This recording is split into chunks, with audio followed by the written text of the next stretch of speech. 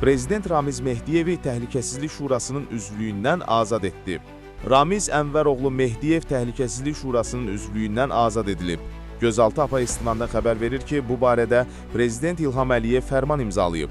Qeyd edək ki, Ramiz Mehdiyev Azərbaycan Prezidentinin 23-10-2019-cu tarixli fərmanı ilə Təhlükəsizlik Şurasının tərkibinə daxil edilmişdi. Hazırda Ramiz Mehdiyev Cinayət Məcəlləsinin 278.1 dövlət hakimiyyətinə ələ keçirməyə yönələn əməllər, 274-cü dövlətə xəyanət və 193.1.3.2 cinayət yolu ilə əldə edilmiş əmlaki leqallaşdırma maddələri ilə ittiham olunur. Bakı şəhəri Səbail rayon məhkəməsi Mehdiyev Ramiz Ənvəroğlu barədə cinayət işi üzrə bu il oktyabrın 14-də qərar qəbul edib.